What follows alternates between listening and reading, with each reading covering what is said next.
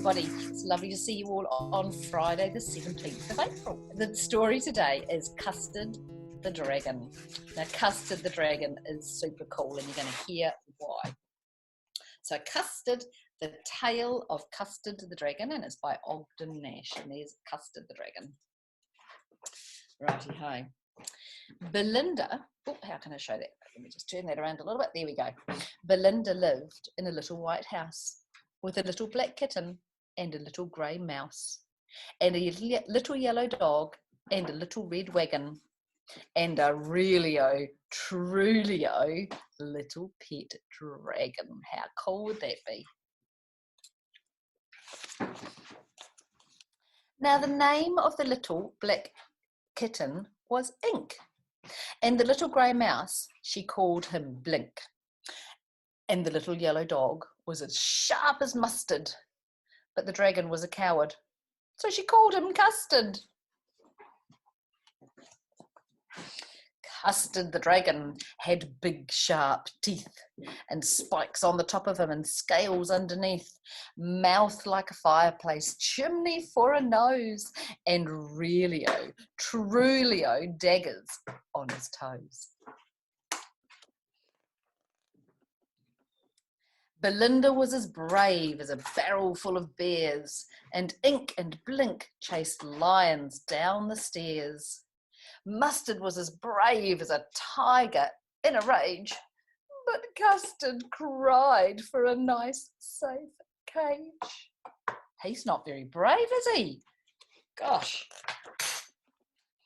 Belinda tickled him. She tickled him unmerciful.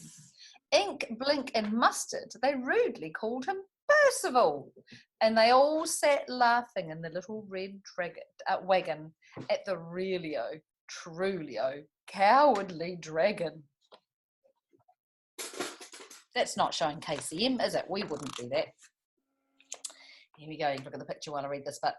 Belinda giggled till she shook the house, and Blink, can you see Blink, the little mouse, said "Week," which is giggle for a mouse. Ink and Mustard rudely asked his age when Custard cried for a nice safe cage. Poor Custard. I don't know if you saw Week, there's a little mouse down the bottom there giggling. Suddenly, they heard a nasty sound and Mustard growled and they all looked around. "Mewch!" cried Ink, and "Ooh!" cried Belinda, for there was a pirate climbing in the window. Pistol in his left hand, pistol in his right, and he held in his teeth a cutlass bright. His beard was black and one leg was wood. It was clear that the pirate meant no good. Belinda paled and she cried, "Help! Help!" But Mustard fled with a terrified yelp.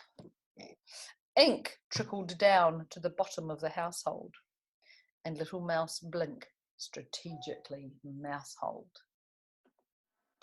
They're not very brave. But up jumped Custard, snorting like an engine, clashed his tail with like irons in a dungeon. With a clatter and a clank and a jangling squirm, he winked at the pirate like a robin at a worm. And look at little Mustard, he's hiding. He's no use at all, is he? The pirate gaped at Belinda's dragon and gulped some grog from his pocket flagon. He fired 2 bullets, but they didn't hit. There's one, and there's the other.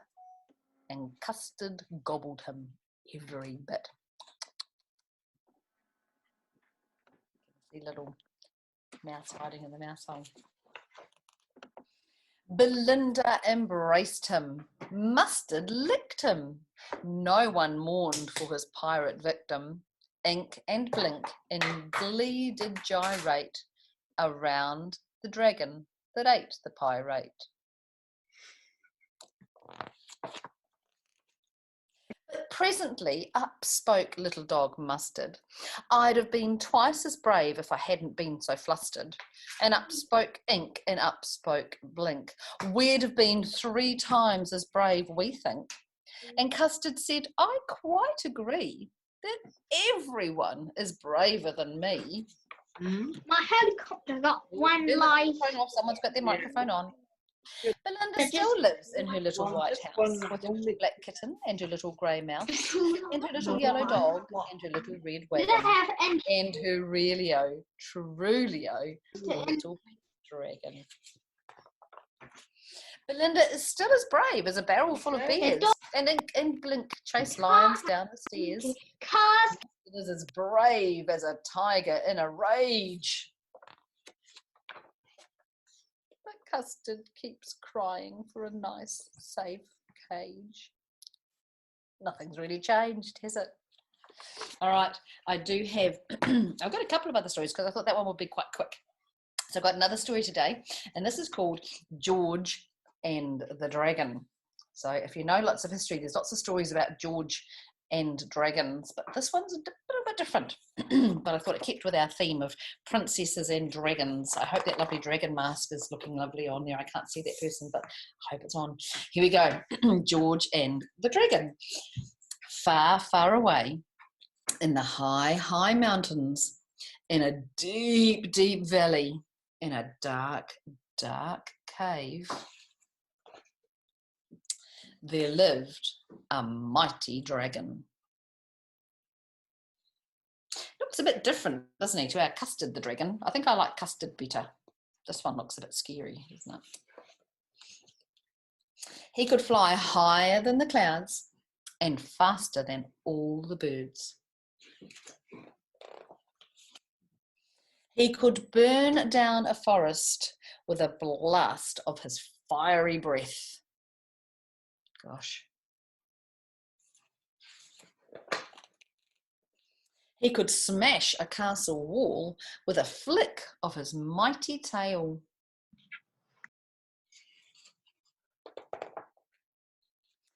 And he could brush away an army with a sweep of his monstrous wing. Gosh, they're not going to be able to battle him, are they? Look at that.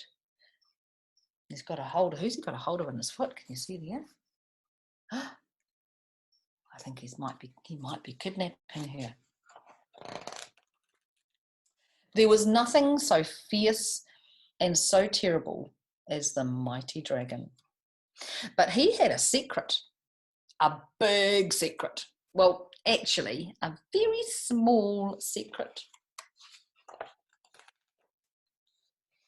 He was terrified of mice.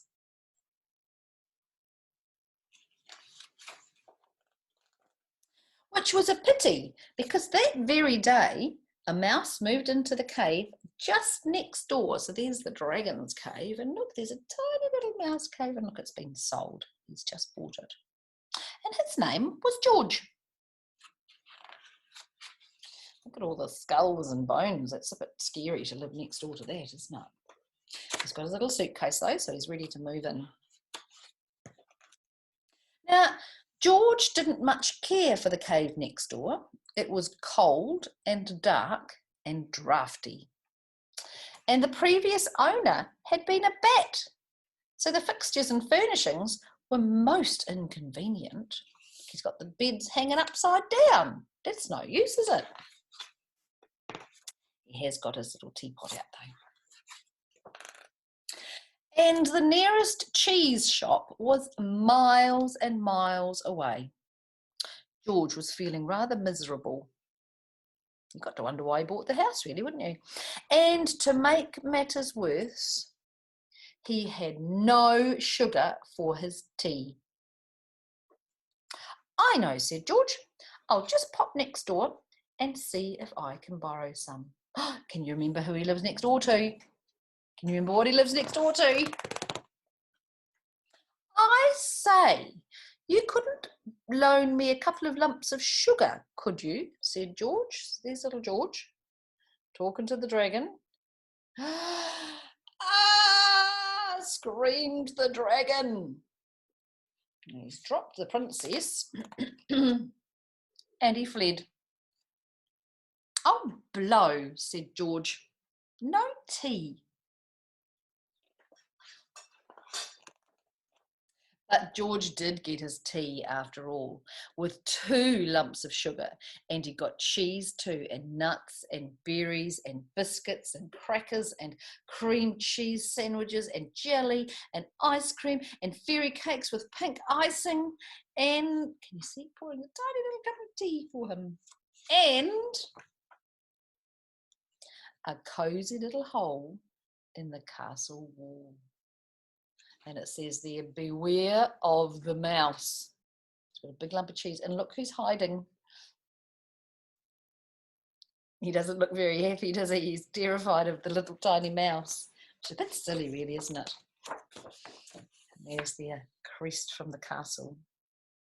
It is very cool too. So that's George and the Dragon. Now, I did think this morning that we would have the short stories would be quite quick. So I've got another one. This has nothing to do with dragons, and this has nothing to do with princesses, so I'm not really dressed up properly here. Anyway, this is not, those of you who had our first story, you might remember we met a little bear called Bartholomew Bear, and he lived with a big bear called George. And Bartholomew Bear, can you remember what Bartholomew Bear says a lot? He says, nah. So when you see him saying nah in the story, you can say nah out loud at home, okay? So this one is about get into bed, all with a big exclamation mark. So probably, I'm guessing he's not going to bed. Let's see if we can get him into bed. And remember, there are days when Bartholomew is naughty. And there are other days when he is very, very good. That's what he's helping. Righty-ho, Bartholomew Bear. It was time for Bartholomew to go to bed. Bah, time for bed, said George. Nah, said Bartholomew.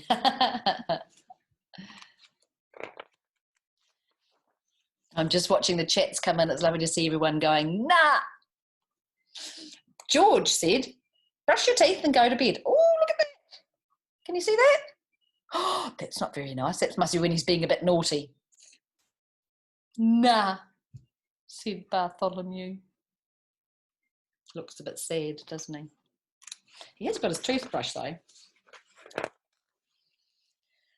Have you brushed your teeth yet, Bar? Nah, said Bartholomew, beginning to cry. You know how sometimes your little brothers and sisters, at the end of the day, it's just everything's too hard and they cry? I think Bartholomew's feeling a bit like that today. Oops, daisy, let me just turn this page. Here we go. Come on, Bar. It's time to bed, said George. Nah, said Bartholomew. They've got a bit of a battle on their hands there, haven't they? Here we go, all together. Nah, nah, nah, nah, nah, said Bartholomew. I think he's had enough. Oh, here we go. This is George. Get into bed, George said in a big voice. We knew it was a big voice, didn't we? Because that's really big writing. Oh, look, he's hiding under the bed. That's not right. Bartholomew got into bed. He giggled and wriggled.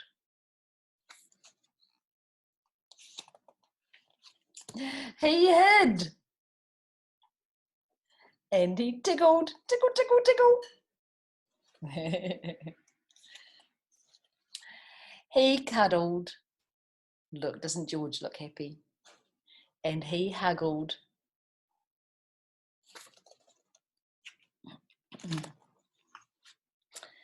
He snuggled and sighed. Good night, Bartholomew, said George. What's Bartholomew going to say? Nah, said Bartholomew softly. He gave a big yawn and he closed his eyes. And he went to sleep. Isn't that a lovely story? Right, our challenge for our reading next week, so let's see if we can get lots more people dressed up. So next week, I thought we might have I've got 3 stories for next week, so we might get through on Monday. My Dad.